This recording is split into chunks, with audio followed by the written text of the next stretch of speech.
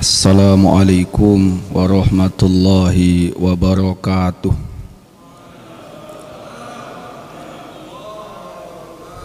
Innal hamdalillah nahmaduhu wa nasta'inuhu wa nastaghfiruh wa na'udzu billahi min shururi anfusina wa sayyiati a'malina.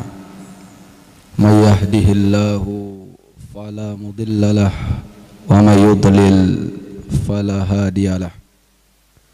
Asyhadu an la ilaha illallah wa asyhadu anna Muhammadan abduhu wa rasuluh.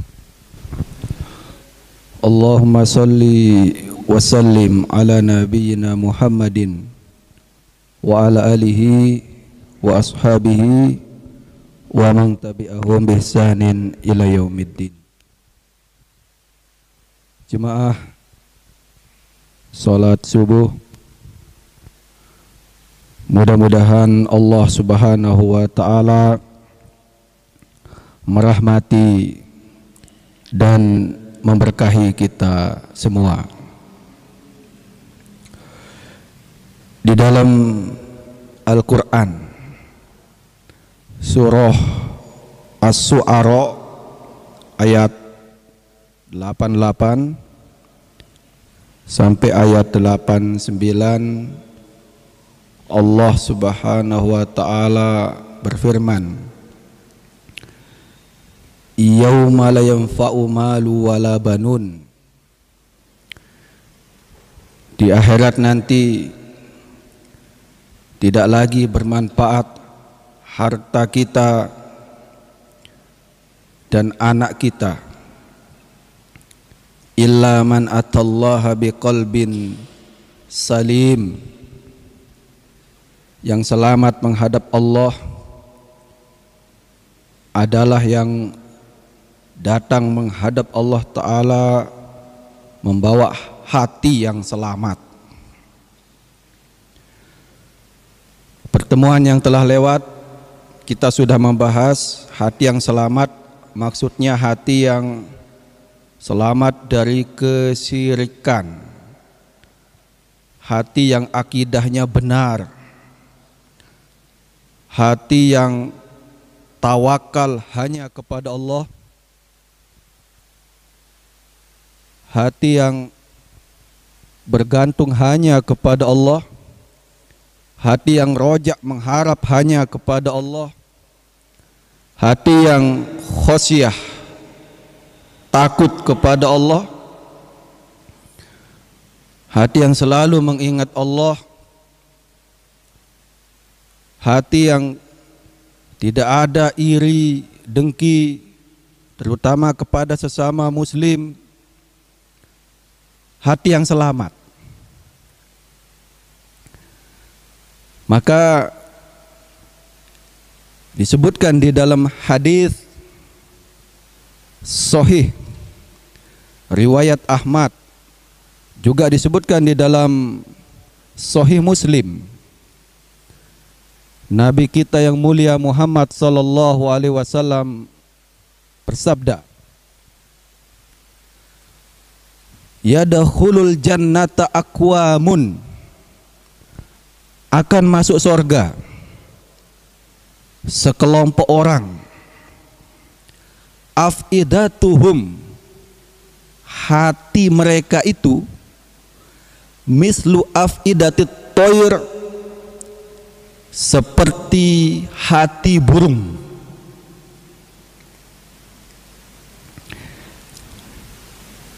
Imam An-Nawawi menjelaskan di dalam kitab Syarah Sahih Muslim, hati burung itu maksudnya apa? Yang pertama, hatinya sangat lembut sekali, seperti burung.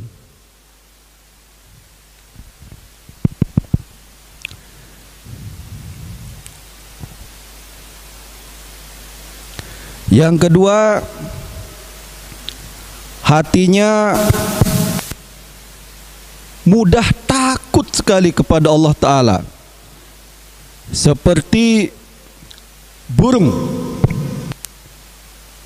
Burung itu mudah takut dia.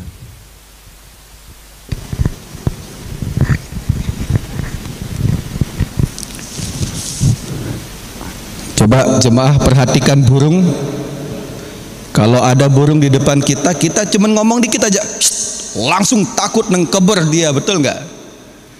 Nah, jadi kalau Allah kasih tahu, may yusyrik billah faqad haramallahu alaihil jannah, siapa yang syirik Allah haramkan dia surga, langsung hatinya itu kayak burung itu loh. Nah, itu pantas masuk surga itu. Innallaha la yaghfiru ayyushraka bih, Allah tidak ampuni dosa syirik. Di hatinya itu langsung kayak burung itu loh. Sengap langsung hatinya itu. Karena ada orang dibacain ayat-ayat tentang bahaya syirik, bahaya riba, bahaya zina, ancaman neraka. Hatinya bukan kayak hati burung, kayak lewat begitu saja. Maka sangat penting kita bahas amalan hati jemaah. Hati yang sangat takut kepada Allah. Maka disebut di Al-Quran surah Fatir ayat 28, innama yakhshallaha min ibadihil ulama. Yang takut kepada Allah itu adalah al-ulama. Kenapa? Karena ulama dengan ilmunya mengetahui Allah itu siapa. Al-ulama dengan ilmunya mengetahui neraka itu bagaimana, surga itu bagaimana, akhirat itu bagaimana, sehingga takut sekali kepada Allah Subhanahu wa ta'ala. Dan itulah tujuan kita belajar agama Islam, agar kita makin takut kepada Allah. Kemudian yang ketiga, makna dari hati burung adalah hati yang sangat bergantung hanya kepada Allah. Hati yang sangat bertawakal kepada Allah. Makanya disebutkan di dalam hadis riwayat Ahmad,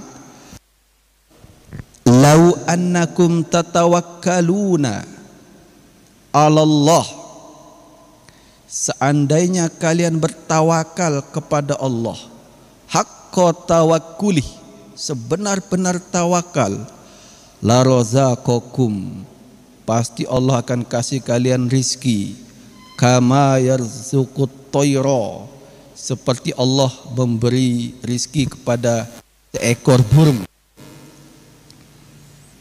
Burung itu berangkat dalam kondisi perut kosong, pulang dalam kondisi perut kenyang. Nah, masalah tawakal yang dikasih contoh kepada kita adalah burung. Karena burung itu sangat tawakal kepada Allah. Jemaah, saya ulangi hadisnya. Riwayat Ahmad dan Muslim, yadkhulul jannata, akan masuk surga, aqwamun, sekelompok orang. Cirinya bagaimana?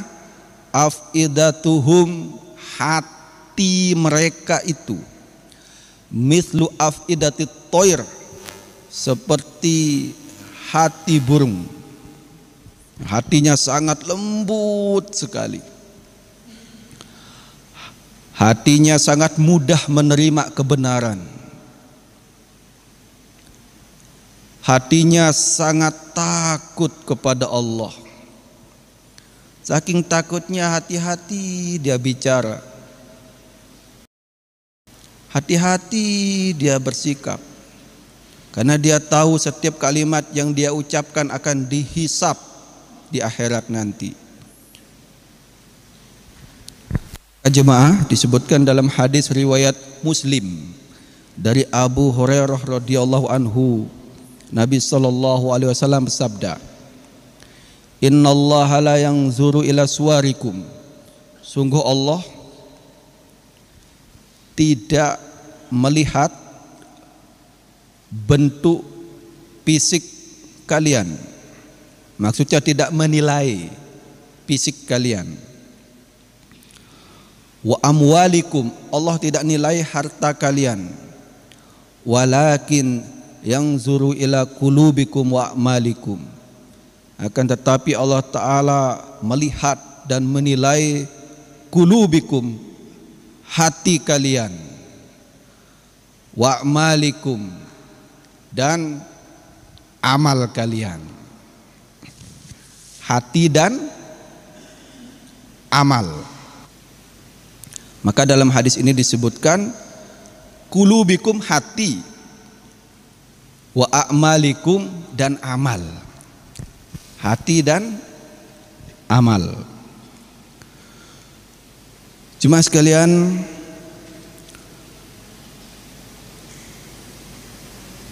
oleh sebab itulah dalam hadis riwayat Muslim, Nabi SAW bersabda, la yadkhulul jannah, tidak masuk surga, man kana fi qalbihi, orang yang di dalam hatinya.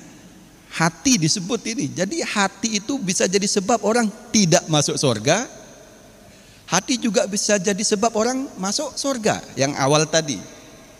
Yang tadi masuk surga hatinya seperti hati burung, lembut, takut sama Allah, hatinya tawakal sama Allah. Yang kedua masuk neraka karena hati juga. La yadkhulul jannah, tidak masuk surga. Siapa mereka? Man kana fi qalbihi mithqalu dzarratin min kibr, orang yang di dalam hatinya ada sebesar zarrah kibr, kesombongan.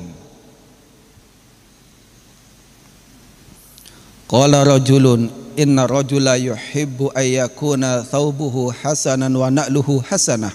Qala innallaha jamilun yuhibbul jamal.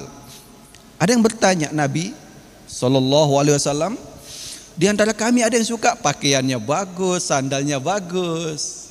Oh, bukan itu orang sombong, bukan. Allah itu maha indah dan suka keindahan. Boleh kita penampilan keren, bagus, sandalnya bagus, nggak apa-apa. Bukan itu sombong, bukan. Yang penting syar'i. Al-kibru, kesombongan itu adalah batorul haqq, menolak kebenaran. Wa ghamtun nas, dan meremehkan orang lain. Dua. Hati-hati yang dua ini jemaah. Batorul haqq, menolak kebenaran. Wa ghamtun nas, dan meremehkan orang lain. Dua-dua ini satu kesatuan. Kalau dia tolak pasti dia remehkan itu. Pasti. Kalau dia remehkan otomatis dia tolak. Seperti itu. Jemaah, maka disebut dalam hadis riwayat Ahmad sahih dari Anas bin Malik radhiyallahu anhu, ada yang masuk surga karena amalan hati juga. Kunna julusan ma'a Rasulillah sallallahu alaihi wasallam faqala yatlu alaikumul an rajulun min ahlil jannah. Suatu ketika Nabi sallallahu alaihi wasallam dan para sahabat duduk. Kemudian Nabi SAW bersabda, yatlu'u alaikumul an rajulun min ahlil jannah. Akan muncul di depan kalian seorang laki-laki calon penghuni sorga. Gak lama kemudian muncul ada laki-laki dari golongan Ansor. Singkat cerita, besok paginya Nabi SAW bersabda lagi, yatlu'u alaikumul an rajulun min ahlil jannah. Akan masuk surga seorang penduduk, atau akan masuk surga seorang yang akan muncul di depan kalian. Akan muncul di depan kalian seseorang yang akan menjadi penghuni surga. Gak lama kemudian muncul lagi laki yang kemarin. 3 hari berturut-turut seperti itu. Sampai ada sahabat nginep di rumahnya untuk meneliti apa amalannya orang ini. Singkat cerita, setelah diteliti-teliti, biasa-biasa amalannya. Akan tetapi orang ini mengatakan, anni la ajidu fi nafsi li ahadin minal muslimina gissa. Saya tidak pernah curang kepada sesama muslim. Wala ahsudu ahadan ala khairin a'tahullahu iyyah. Dan saya tidak pernah dengki sama sekali kepada sesama muslim, kepada orang lain itu enggak pernah dengki. Kemudian jemaah, ada juga Allah Ta'ala ampuni karena hatinya takut sekali kepada Allah. Sebutkan dalam hadis Bukhari Muslim dari Abu Hurairah radhiyallahu anhu, qala rajulun lam ya'mal khairan qattu. Nabi SAW bersabda, dulu pernah hidup seorang yang tidak pernah melakukan amalan sedikit pun. Lam ya'mal khairan qattu, tidak pernah melakukan amalan sedikit pun. Tapi dia cuman punya hati yang sangat takut kepada Allah. Saking enggak punya amalnya, merasa dirinya kotor. Karena merasa dirinya kotor, dia takut nanti ketemu Allah gimana ya. Usahakan perasaan ini ada pada diri kita jemaah. Saya ketemu Allah nanti gimana ya? Dosa mata saya 20 tahun, 30 tahun, 40 tahun, 50 tahun.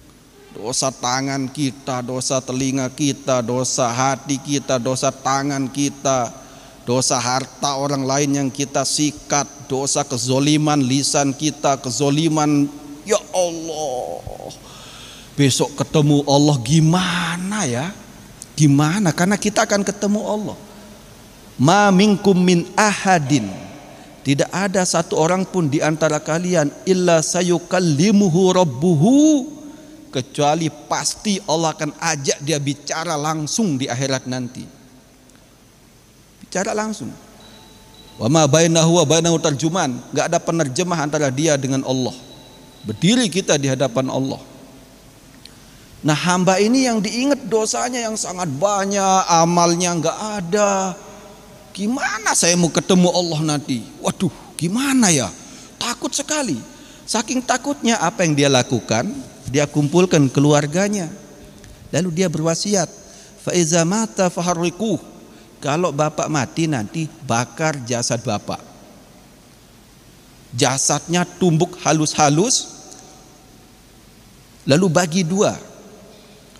Wazru nisfahu fil barri wa nisfahu fil bahr.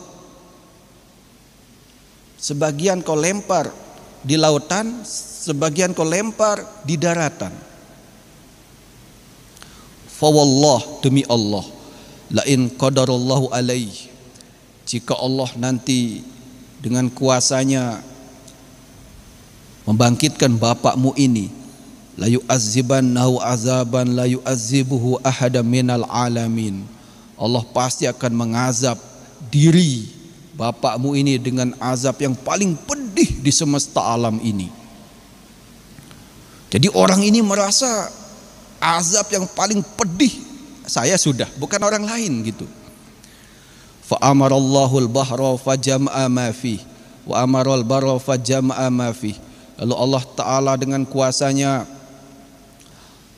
mengumpulkan jasadnya itu, diperintahkan daratan dan lautan, dikumpulkan itu, badan jadi abu itu dikumpulkan. Summa qala lima fa'alta, lalu Allah tanya kepada hamba itu, lima fa'alta, kenapa kau lakukan itu? Kenapa badanmu dibakar, debunya dijadikan dua, kenapa? Qala, hamba ini mengatakan, min khosyatika wa anta a'lamu, karena aku takut kepadamu dan engkau tahu, maha tahu betapa takutnya diriku kepadamu. Faghfarolahu, Allah ampuni hamba ini. Jemaah, apa pelajaran dari hadis ini?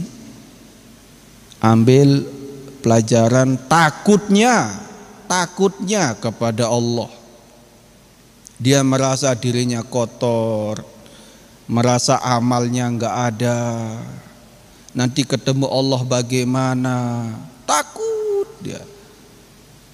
Allah ampuni dosa-dosanya jemaah. Ilmu takutnya diambil, nggih. Jangan salah paham, nanti pulang dari masjid buasiat sama keluarganya, bakar bapak katanya. Nah, kalau itu nggak boleh, haram hukumnya kita membakar diri kita. Ini kisah-kisah umat zaman dahulu, jemaah. Kemudian jemaah, di antara keutamaan hati, yang pertama di awal tadi apa? Keutamaan hati itu menjadi sebab masuk surga. Kemudian yang kedua, hati yang tidak benar juga menjadi sebab masuk neraka. Yang ketiga, hati yang takut kepada Allah menjadi sebab diampuni. Ini kan judul kita, keutamaan amalan hati, nggih. Yang keempat jemaah, kalau hati kita bagus, hati kita baik, hati kita ikhlas, Allah selamatkan kita dari dosa, dari maksiat. Bagaimanapun besarnya godaan itu. Apa dalilnya? Dalilnya kisah Nabi Yusuf yang pertemuan yang dulu yang sampaikan. Pertemuan yang kemarin itu amalan hati juga itu. Husnuzon, berbaik sangka kepada Allah. Walaqad hammat bih. Ya, istri pejabat itu sangat cinta, sangat ingin kepada Nabi Yusuf. Wa hamma biha, dan Nabi Yusuf juga sebetulnya ingin karena normal, masih muda. Tapi Allah selamatkan. Laula ara'a burhana rabbih kadzalika linasrifa anhu su'a wal fahsya. Demikianlah kami selamatkan Nabi Yusuf dari perbuatan keji, dari dosa dan maksiat itu. Apa kuncinya? Perhatikan jemaah. Kenapa Allah selamatkan Nabi Yusuf? Innahu min ibadinal mukhlasin. Karena Yusuf adalah hambaku yang ikhlas. Itu bunyi ayatnya. Kenapa Allah selamatkan Nabi Yusuf dari godaan perempuan ini? Innahu min ibadinal mukhlasin. Karena Yusuf adalah hambaku yang ikhlas. Karena dia ikhlas, ketika terjebak begitu Allah selamatkan dia. Perbaiki hati kita jemaah. Nah, di sini bisa kita menilai diri kita. Bisa kita introspeksi diri kita jemaah.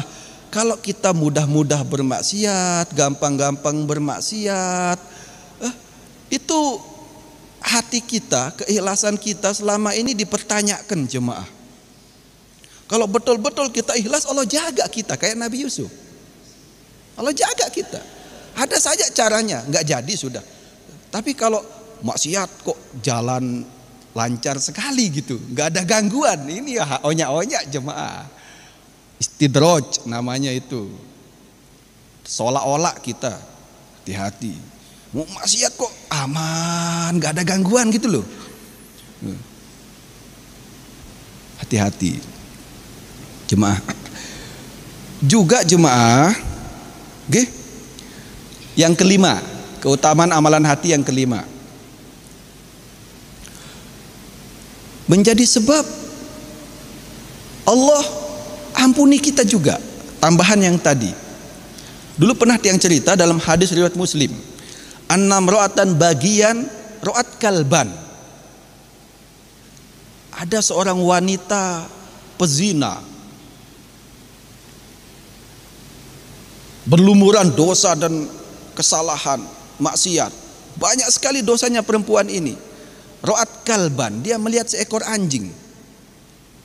Fi yaumin harwin, pada hari yang sangat panas. Yutifu bibi'rin, anjing ini mengelilingi sumur. Qad adla alisadahu minal atos, dia keluarkan lisannya karena kehausan sekali. Lalu perempuan ini kasihan. Nah, ini hatinya lembut kan? Sama anjing saja periak dia, kasihan, kaya baik. Sama anjing gimana kalau sama manusia? Sama anjing aja kasihan dia, kaya baik gitu. Fanaza'at lahu bimukiha. Lalu perempuan pezina ini turun ke dalam sumur. Dia ambil air pakai sepatunya, dia gigit sepatu yang ada air lalu dia naik. Dia kasih minum anjing itu. Faghufirallah, Allah ampuni dia. Allah ampuni jemaah. Kenapa diampuni? Apa rahasianya? Pak Dokter, apa rahasianya diampuni? Ngasih minum anjing. Oh, kalau ngasih minum anjing nanti bisa salah dipahami. Ya nggak apa-apa kita berzina, nanti kita kasih minum anjing. Nggak ada anjing kucing kita kasih minum. Bukan itu, bukan. Ya betul itu, tapi ada rahasia di balik itu. Jangan salah paham. Dosa zina kemudian ngasih minum anjing, Allah ampuni katanya. Nggih? Iya Pak Rektor, nggih. Rahasianya dijelaskan oleh Syekhul Islam, nggih? Karena wanita ini ikhlas ngasih minum anjing itu. Hatinya ikhlas. Amalan hati ini. Apa bukti dia ikhlas? Satu, ketika ngasih minum anjing itu nggak ada yang lihat dia. Ya kan? Sendiri zaman dulu, nggak ada yang viralkan, nggak ada yang masukin dia YouTube, nggak ada. Yang kasih like nggak ada, share like nggak ada, nggak ada yang nge-share, nggak ada yang nge-like, udah kasih aja minum. Allah yang lihat saya, gitu. Nggak diketahui di bumi, tapi di langit diketahui. Share-nya langsung ke langit.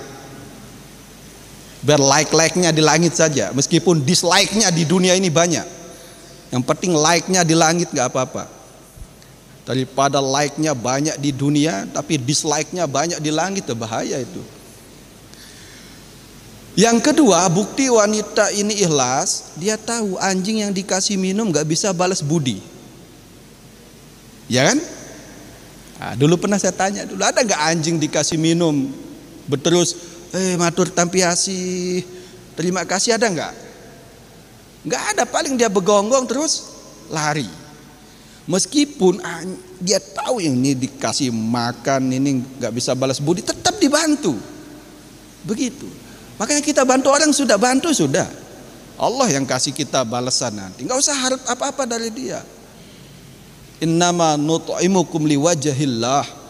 Kami kasih kamu makan karena Allah. La nuridu minkum jazaa'a wala syukura. Kami enggak mengharap jazaa'a, balasan, wala syukura. Ucapan terima kasih juga tidak. Ucapan terima kasih saja tidak. Kita kadang-kadang sudah masak, sudah buat ini, buat itu, nganterin orang, orangnya cemberut. Enggak ada terima kasihnya orang ini, ya kan? Terima kasih. Berarti kita masih mengharap terima kasihnya orang lain. Seperti itu jemaah. Jemaah, di antara amalan hati ini saya sampaikan keutamaan plus contohnya ya, plus contohnya yang tadi. Mencintai saudara kita sesama muslim. Itu amalan hati. Kalau sesama muslim itu harusnya kita saling mencintai, jangan saling zolimi, saling mendoakan. Ada yang salah, doakan supaya Allah ampuni dia, Allah kasih dia hidayah. Ada yang soleh, doakan supaya Allah kabulkan amalnya, Allah terima amalnya. Sesama muslim.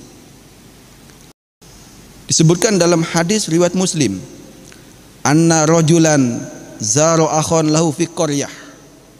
Ada seseorang menziarahi saudaranya sesama muslim di satu tempat. Kemudian Allah Ta'ala mengutus malaikat di tengah jalan.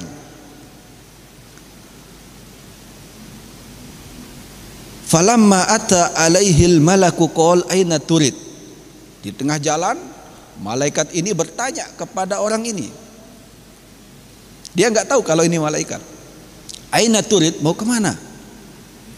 Qol azuru akhon li fi hadhil qaryah. Saya mau mengunjungi ziarah, menziarahi saudara saya di kampung ini. Hal alaika min nikmatin tarubbuha. Apakah kamu ada kepentingan dunia?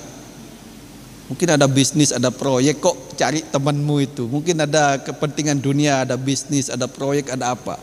Orang ini mengatakan, lah, enggak ada. Illa inni ahbabtuhu fillah. Aku suka sama dia karena Allah. Itu saja. Nah, lalu ketika dia mengatakan illa anni ahbabtuhu fillah, aku cinta kepada saudaraku sama muslim karena Allah. Qol, langsung malaikat itu mengatakan, aku ini utusan Allah. Annallahu azza wa jalla qad ahabbaka kama ahbabtahu lah. Allah cinta kepada kamu seperti kamu cinta kepada saudaramu itu.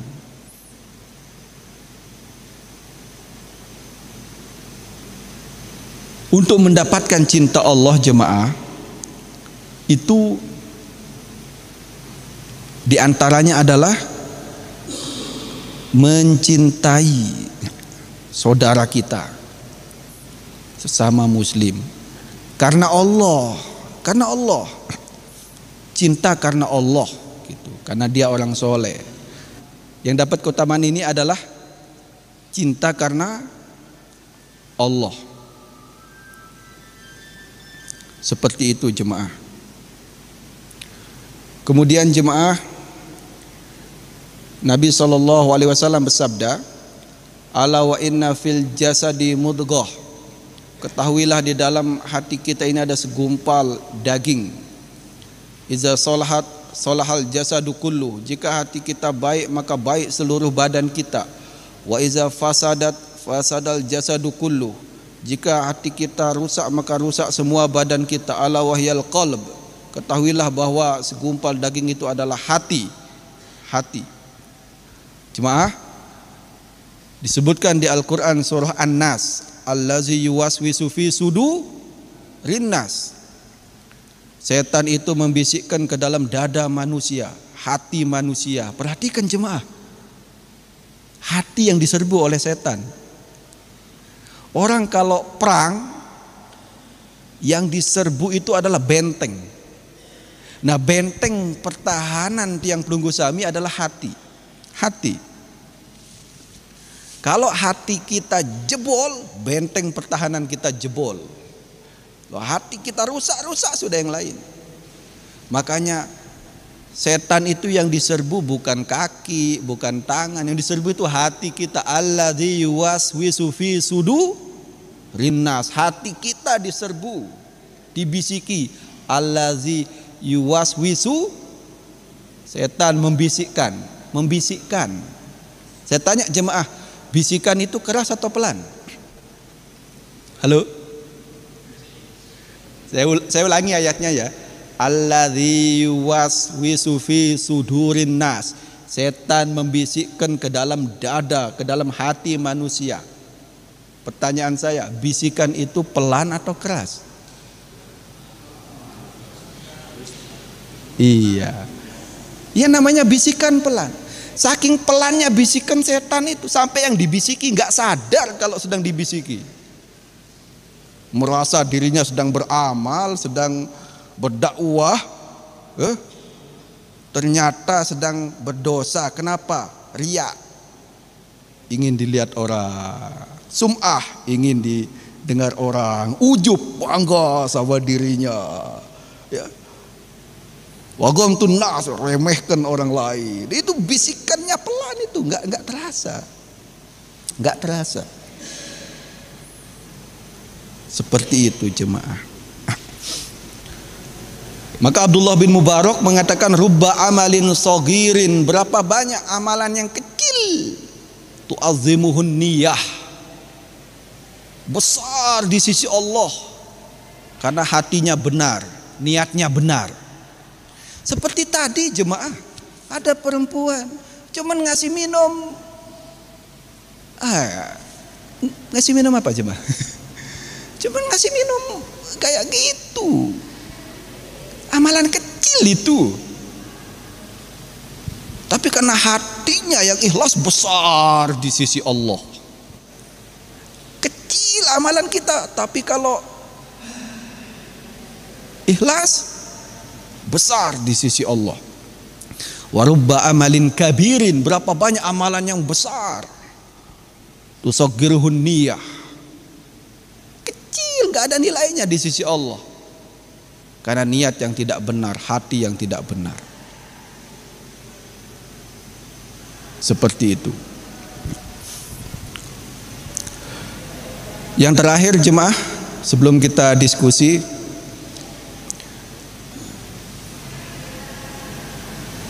keutamaan yang terakhir adalah ada kaitannya dengan hadis tadi. Allah tidak melihat fisik dan harta kalian, walakin yanzuru ila qulubikum wa a'malikum. Akan tetapi Allah Ta'ala menilai hati dan amal kalian. Hati dan amal, nggak cukup hati saja plus amal gitu. Nah sekarang hati sudah bagus, hati bagus, amal juga bagus. Nah amal bagus itu intinya ada 3. Jangan zolim sama Allah, jangan zolim sama diri sendiri, jangan zolim sama manusia. Makanya saya tutup dengan firman Allah Ta'ala dalam Al-Quran, allazina amanu, orang yang imannya benar. Maksudnya apa? Rukun iman yang 6. Hatinya mengimani Allah, mengimani malaikat, mengimani kitab-kitab, mengimani rasul-rasul, kemudian mengimani hari akhirat, mengimani takdir, akidah. Allazina amanu, orang yang imannya benar. Walam yalbisu imanahum bizulmin, plus tidak zolim. Ulaika lahumul amnu, dia itu yang dapat keamanan, dunia akhirat aman. Wahum muhtadun, dia orang yang dapat hidayah. Digandeng ayat itu, allazina amanu, imannya bagus, walam yalbisu imanahum bizulmin, dan jangan zolim. Zolim itu ada 3. 1, jangan zolim kepada Allah. Inna syirka la zulmun azim. Syirik itu kezoliman yang paling besar di semesta alam ini. Doa hanya kepada Allah. Jangan doa kepada selain Allah. Kaum Nabi Nuh alaihi salam itu ditenggelamkan oleh Allah Ta'ala karena dosa syirik.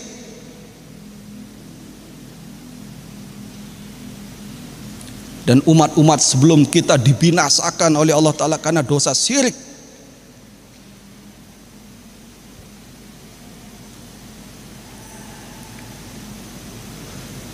Jangan pernah syirik, jangan pernah zolim kepada Allah dengan kesyirikan yang kita lakukan. Yang kedua, jangan zolim kepada diri sendiri dengan dosa dan maksiat. Robbi ini zolamtu nafsi, Allah, aku telah menzolimi diriku dengan dosa dan maksiat. Yang ketiga, jangan zolim kepada sesama manusia, siapapun itu, lebih-lebih sesama muslim. Karena pada hari kiamat nanti, amal kita yang banyak diambil pahalanya sama orang yang kita zolimi. Karena waktu saya singkat. Kan ada hadis muflis yang dulu saya sampaikan. Atadruna manil muflis? Tahukah kamu orang yang bangkrut? Qalu man la dirhama lahu wala mata. Sahabat mengatakan orang yang enggak punya harta, dinar, dirham. Laisa hadzal muflis, bukan. Walakinnal muflis, akan tetapi manusia yang bangkrut itu adalah man ya'ti yaumal qiyamati bihasanatin amsalil jibal. Manusia yang pada hari kiamat datang membawa pahalanya seperti gunung. Kayak gunung pahalanya. Bisolatin, pahala solatnya 60 tahun seperti gunung.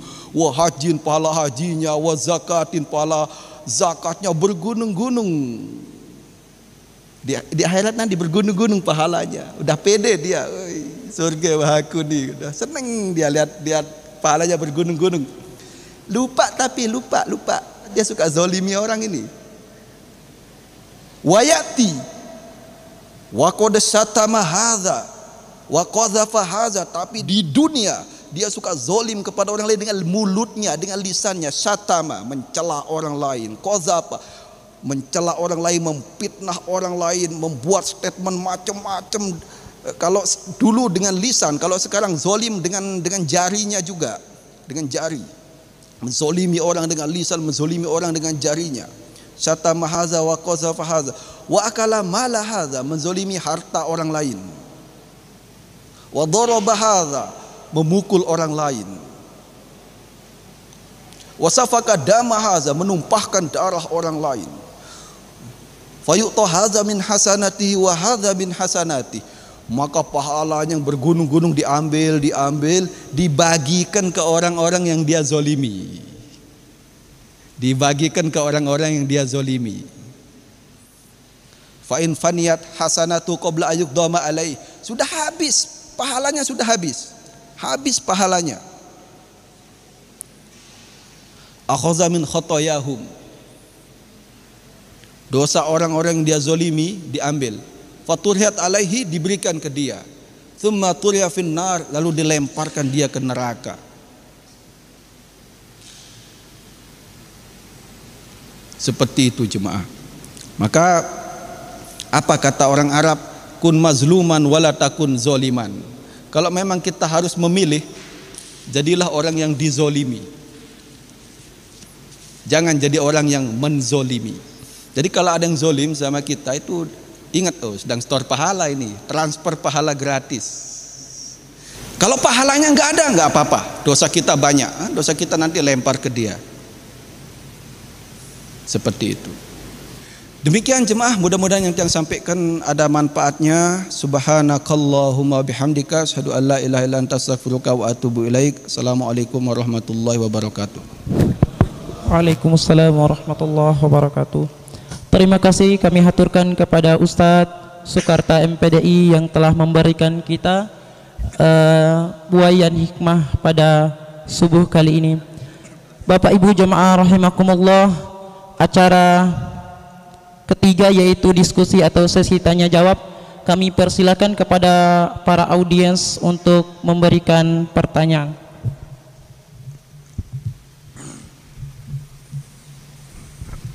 Bismillahirrahmanirrahim. Assalamualaikum warahmatullahi wabarakatuh.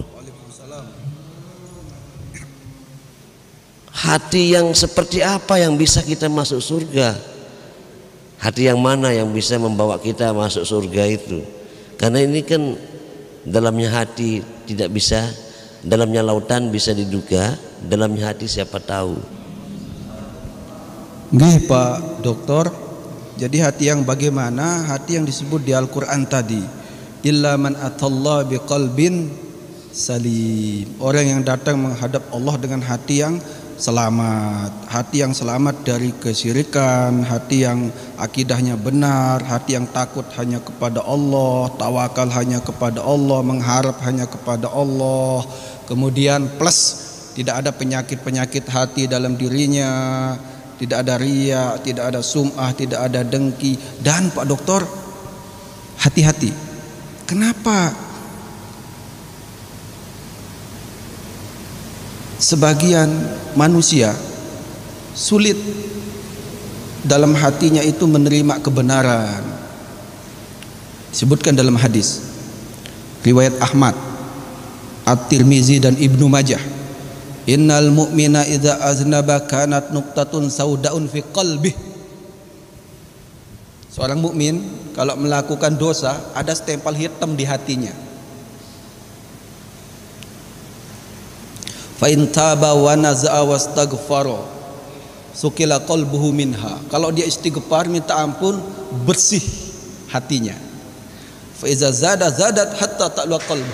Kalau dia dosa terus, dosa mata diikuti terus, tempel hatinya. Dosa telinga ikuti terus, tempel hitam hatinya. Dosa tangan kaki ikuti terus, tempel hitam. Nah, kalau hatinya sudah terlalu banyak stempel, kebalik hatinya. Itu yang disebut di Al-Quran, wa nuqallibu afidatuhum, dan kami membalik hatinya. Penyakit yang paling parah itu kalau hatinya kebalik.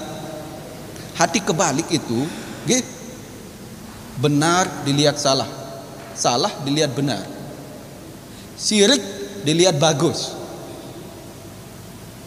Yang tauhid, yang akidah yang benar, tauhid yang benar dilihat aneh, dilihat asing. Kebalik, halal dilihat haram, haram dilihat halal. Ini kalau hati sudah kebalik bahaya. Coba jemaah, ini botol ge, botol. Nah, kalau botol ini kebalik, saya balik kayak gini jemaah, bisa saya isi air tidak? Lewat atas? Nggak bisa, nggak bisa diisi air itu nggak bisa. Hati kalau kebalik gitu, ceramahin 1000 dai ceramahin nggak masuk, karena hatinya udah kebalik dia. Ya, mau dalil apa bacain, dia dalil dari Al-Baqarah sampai Anas bacain nggak masuk, ke hatinya udah kebalik. Hatinya udah kebalik. Hadis mau Sahih Bukhari, Sahih Muslim bacain, kebalik nggak masuk dia. Ini penyakit paling bahaya kalau hati kebalik ini. Maka apa yang menjadi sebab hati kebalik ini? Yaitu tadi dosa yang bertubi-tubi, kesirikan yang berjamaah setiap hari, amalan-amalan yang Nabi nggak ajarkan tiap hari dilakukan rame-rame, belum dosa maksiat, kebalik hatinya. Kalau udah kebalik, yang benar dilihat salah, salah dilihat benar, baik dilihat jelek, jelek dilihat balik.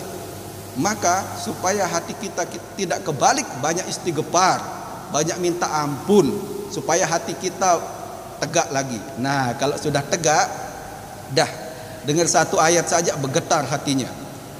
Lihat Abu Bakar As-Siddiq radhiyallahu anhu.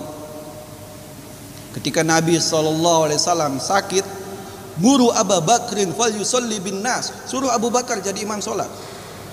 Aisyah tolak radhiyallahu anha, Nabi jangan, innahu rajulun raqiq. Abu Bakar itu hatinya sangat lembut. Baca satu ayat Al-Quran nangis, ayat kedua nangis, ayat ketiga nangis. Kapan selesai sholatnya kalau nangis terus? Terus nangisnya bukan nangis biasa-biasa, nangis nengkerung kalau bahasa Lomboknya. Nangis yang nengkerung sampai belakang suaranya. Jangan. Tapi Nabi SAW sabda, muru Abu Bakrin fal yusalli bin nas. Tetap suruh Abu Bakar jadi imam sholat. Kenapa? Karena hatinya sudah tegak. Maka jemaah, saya tutup, mari kita baca banyak istighfar, minta ampun kepada Allah. Mungkin ada dosa kita yang kita nggak tahu. Allahumma ighfirli ma qaddamtu wa ma akhartu. Allah ampuni dosaku yang telah lewat maupun yang terkini. Allahumma ighfirli ma qaddamtu wa ma akhartu wa ma asrartu wa ma a'lantu. Ampuni dosaku yang tersembunyi maupun yang terang-terangan. Ya, ampuni dosaku yang hanya Engkau yang tahu. Mungkin kita merasa aku derak dosen ke aku ni. Allah yang tahu dosa kita. Merendah di hadapan Allah. Banyak dosa kita nggak tahu dosa apa dalam diri kita. Di banyak istighfar, minta ampun untuk diri kita ini.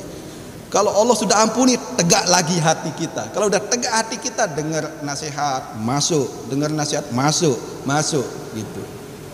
Seperti itu. Mungkin ada tambahan Pak Rektor, monggo. Ya, saya terakhir nih ya.